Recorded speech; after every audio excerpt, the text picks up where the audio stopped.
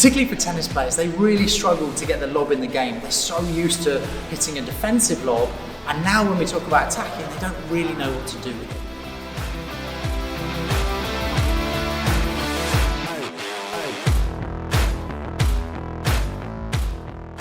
One of the biggest changes that I had to do with my game from tennis coming to the paddle court, and it's the same for anyone coming to paddle, is get the lob more involved in the game and really be tactical with where you're playing that lob at certain times. So in this video, we're going to talk about where you should be hitting your lob, when you should be hitting it, and also what you should be trying to do, following that lob.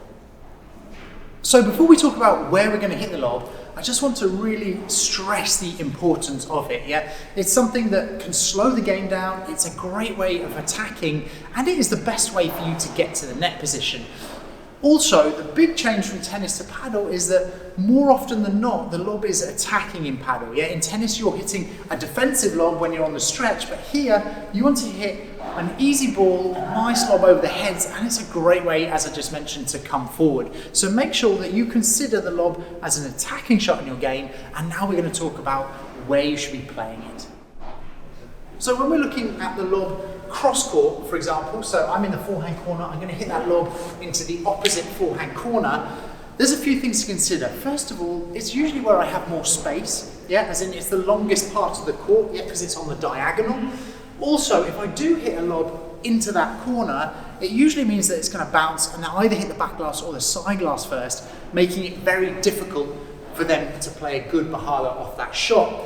The one thing that I do need to think about though is that it's often easier for them to hit a bandeja if the ball is coming from a cross-court angle. So these are kind of considerations that you need to think about when you're going to use that in the match. The second option with the lob is to hit that lob tight down the line. Now, there's a few things to think about here. First of all, it's quite a difficult lob to hit because you've got a smaller space. It's also the shortest part of the court, because it's parallel. But it is one of the most difficult smashes for your opponent to hit. If the ball is coming, for example, on this side over their left shoulder, it means that they can't be as aggressive as if it's to the right-hand side of their body. And on the other side of the court, it will come down that fence, and therefore they're trying to hit a kind of wide bandeja, which is again a difficult shot for them. So if you are going to play this tight down the line, this is difficult for your opponents, but also usually played at a higher skill level because it's actually quite a difficult lob to hit.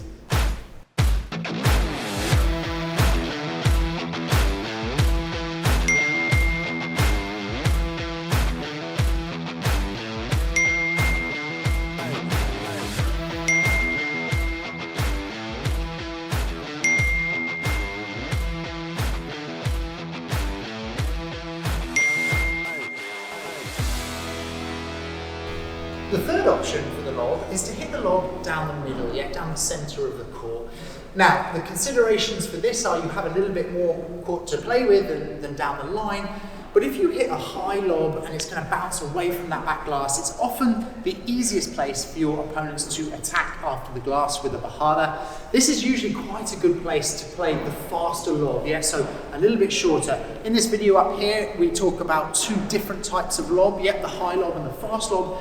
This would be a good place to play the fast lob because the player from the left-hand side has less time to come across and play their bandeja, and also the player on the right-hand side has less time to get into position to play an attacking smash. So that's often a good lob to play down the middle.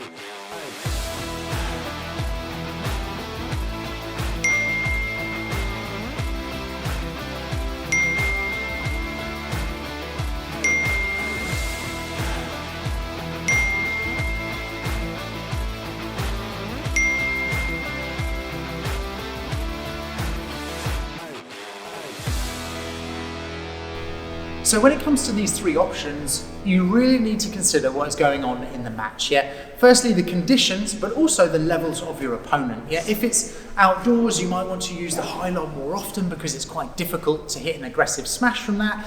If you're inside with a low roof, you might play, a shorter, faster lob more often. And also, you might have a really good player on the left-hand side.